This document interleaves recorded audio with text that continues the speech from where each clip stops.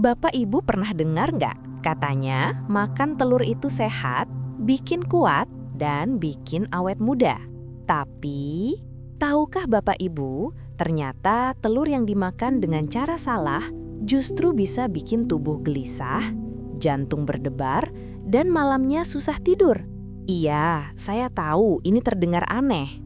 Telur yang katanya makanan sehat justru bisa jadi biang insomnia kalau waktu makannya salah.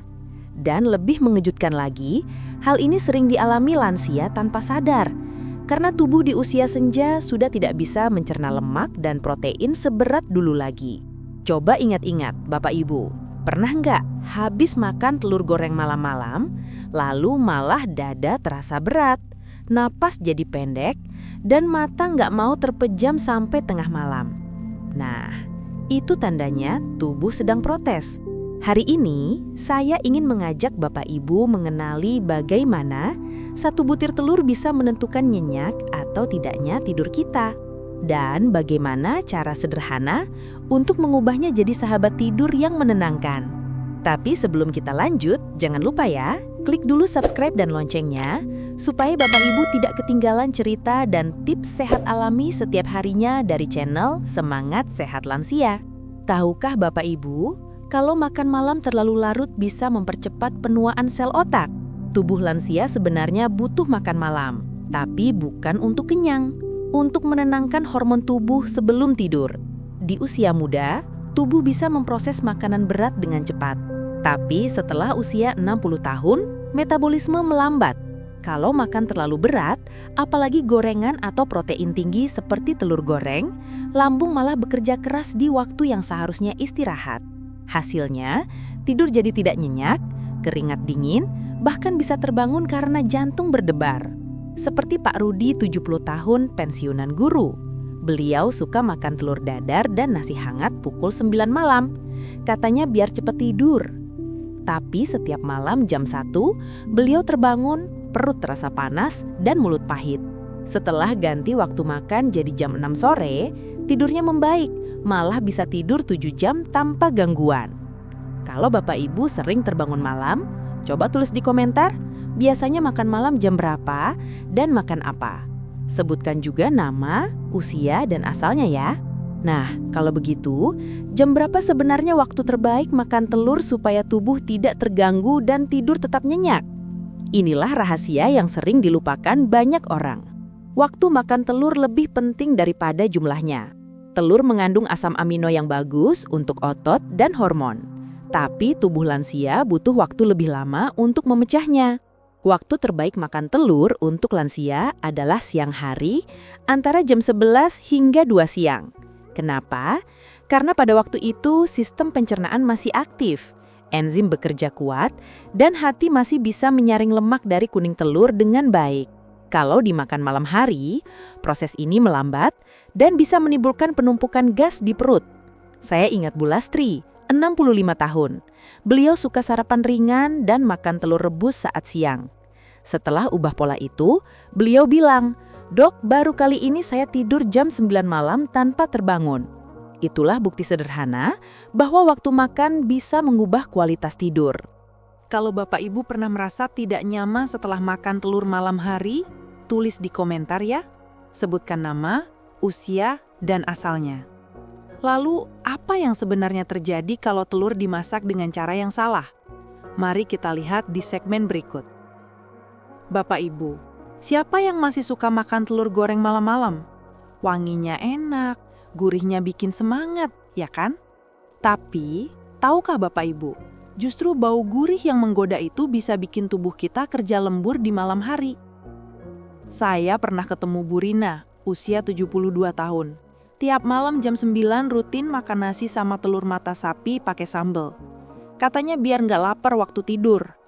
Tapi sejak itu, beliau mulai sering terbangun tengah malam, dada panas, sendawa terus, kadang jantung berdebar. Waktu diperiksa ternyata bukan jantungnya yang bermasalah, tapi lambungnya nggak sempat istirahat. Telur goreng, apalagi pakai minyak banyak, bikin pencernaan kerja lebih keras. Lambung butuh waktu lama buat ngolah lemak. Empedu juga harus kerja ekstra. Nah, tubuh yang harusnya siap istirahat malah disuruh lembur. Akibatnya otak mikir, oh masih waktunya bangun nih, akhirnya susah tidur. Jadi bukan telurnya yang salah, tapi waktu makannya dan cara mengolahnya, Bapak Ibu. Kalau gitu, gimana cara makan telur yang benar biar nggak ganggu tidur? Yuk, kita bahas pelan-pelan di segmen berikut. Nah, Bapak Ibu, kuncinya sederhana. Bukan apa yang dimakan, tapi bagaimana cara makannya. Kalau ingin tetap sehat dan bisa tidur pulas, telur sebaiknya dimakan di siang hari, bukan malam hari. Coba cara ini. Telur rebus atau kukus jauh lebih ringan buat perut daripada telur goreng. Jangan makan terlalu malam, paling lambat jam 6 sore, biar perut sempat kosong sebelum tidur. Makan secukupnya aja, nggak usah 2 atau 3 butir sekaligus. Tambahkan sayur lembut kayak bayam, labu, atau kentang rebus, supaya perut lebih nyaman. Saya punya contoh nih, Pak Joko, umur 68 tahun. Dulu tiap malam makan telur orak-arik pakai minyak banyak. Katanya biar kuat. Setelah saya sarankan ubah jadi telur rebus di siang hari, diganti dengan sup sayur di malam hari. Beliau bilang, wah sekarang saya nggak begah lagi dok, malah cepet ngantuk. Lihat, sederhana banget kan Bapak Ibu? Tubuh kita cuma minta diperlakukan lembut. Nah, kalau makan telur udah bener, sekarang tinggal kita lihat makanan malam apa yang bisa bantu tidur makin nyenyak. Bapak Ibu tahu nggak? Ternyata makanan malam yang sederhana bisa jadi obat tidur alami loh. Bukan dari obat, tapi dari kombinasi bahan yang pas. Coba bayangkan, semangkuk sup ayam bening hangat, sedikit nasi merah dan sayur bayam rebus. Rasanya ringan, tapi bikin perut tenang dan badan hangat. Itu kombinasi terbaik buat tubuh yang mau istirahat. Kenapa? Karena tubuh di malam hari nggak mau dikejutkan makanan berat. Kalau karbohidratnya lembut, proteinnya ringan, dan ada serat dari sayur, tubuh pelan-pelan masuk ke mode tenang.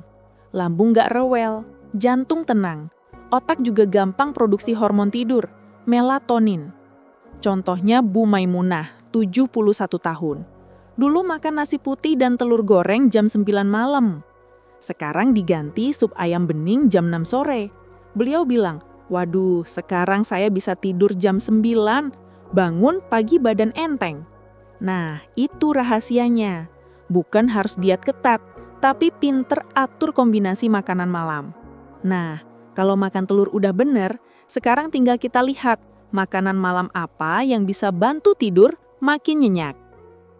Bapak Ibu, pernah nggak habis makan malam perut rasanya penuh, dada panas, atau malah jantung berdebar? Itu bukan hal sepele loh. Tubuh sebenarnya lagi kasih tahu kalau pola makan malam kita belum cocok. Kalau habis makan 2 jam masih begah, artinya makanan terlalu berat. Kalau sering sendawa atau naik asam, berarti lambungnya belum sempat istirahat. Kalau sering ke kamar mandi malam-malam, bisa jadi kebanyakan cairan atau makanan asin sebelum tidur. Dan kalau jantung suka berdebar setelah makan malam, itu tanda sistem saraf kita belum tenang. Kayak Pak Rudi, umur 70 tahun, suka minum teh manis dan makan gorengan sebelum tidur. Beliau pikir itu ringan, padahal bikin sering terbangun tengah malam. Setelah diganti minum air hangat dan makan lebih awal, tidurnya mulai tenang, nggak sering bangun lagi. Jadi tubuh kita tuh sebenarnya pinter banget Bapak Ibu. Dia nggak salah, cuma minta didengar. Begitu kita ubah pola makan dengan lembut, tidur pun jadi hadiah yang datang dengan sendirinya. Nah, di segmen berikutnya, kita akan bahas menu makan malam yang bisa bantu tidur lebih nyenyak tanpa obat. Bapak Ibu, pernah dengar nggak? Katanya, kalau mau tidur nyenyak, jangan makan malam. Banyak banget yang percaya itu ya. Padahal, justru kebalik loh. Kalau perut kosong banget waktu mau tidur, tubuh malah bisa stres. Gula darah turun, jantung berdebar, pikiran nggak tenang, akhirnya malah nggak bisa tidur. Jadi, makan malam itu boleh kok, asal tahu caranya. Yang penting makannya ringan, lembut, dan menenangkan tubuh.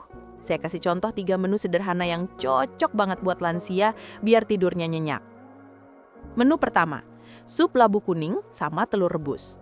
Bayangin ya, malam-malam makan sup labu hangat, rasanya lembut banget di perut.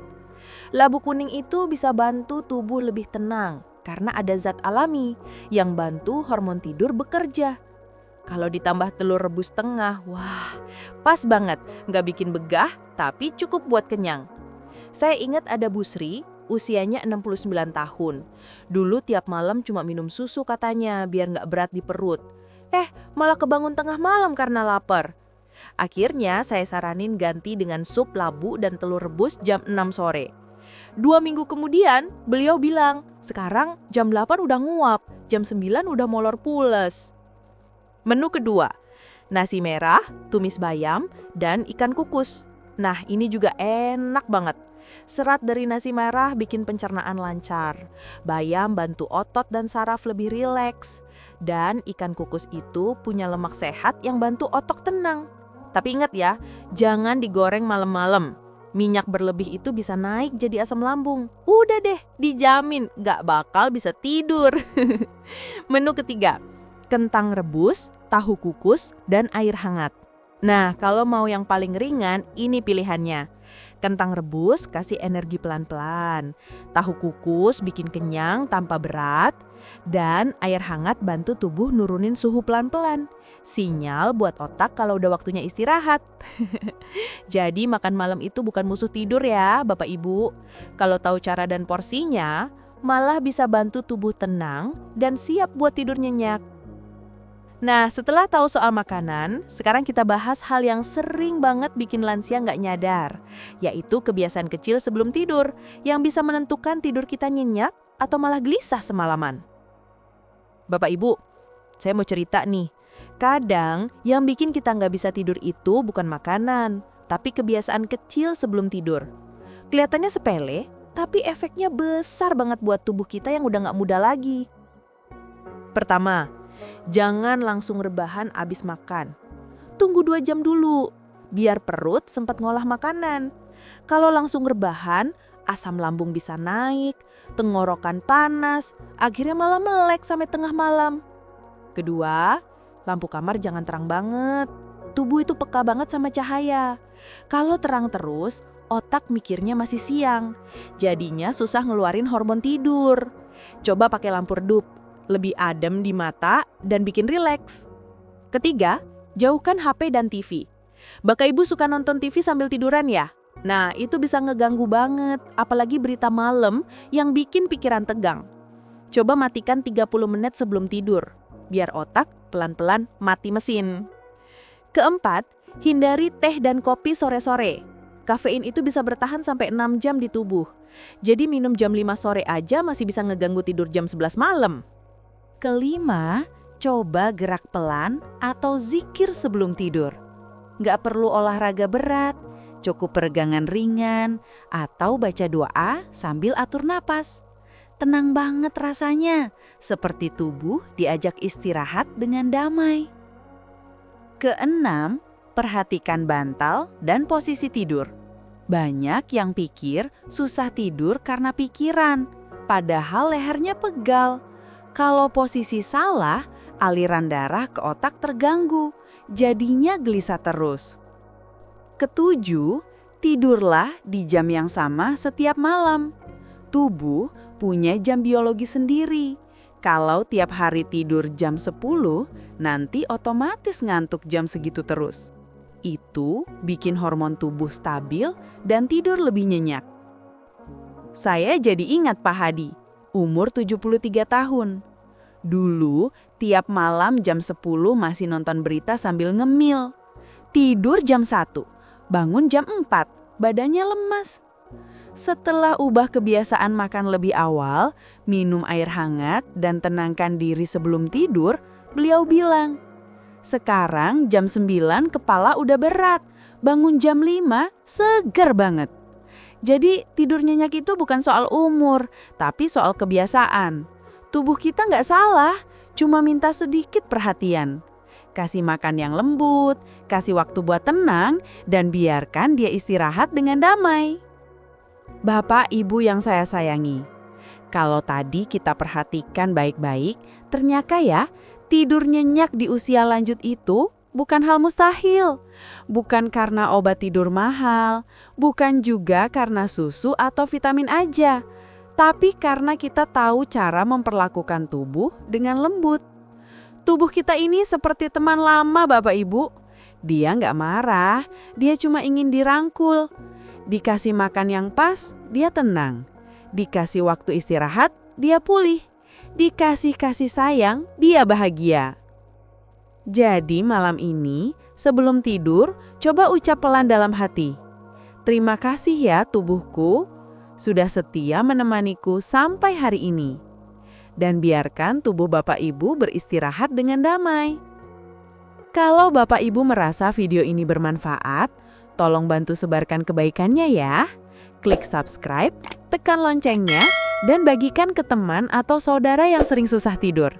Siapa tahu, dengan satu klik, kita bantu mereka tidur lebih nyenyak malam ini. Jangan lupa juga tulis di kolom komentar, ceritakan pengalaman tidur Bapak Ibu malam ini, sebutkan nama, usia, dan asal kota ya. Saya senang sekali baca dan jawab satu persatu. Sampai jumpa di video selanjutnya, dan semangat sehat lansia!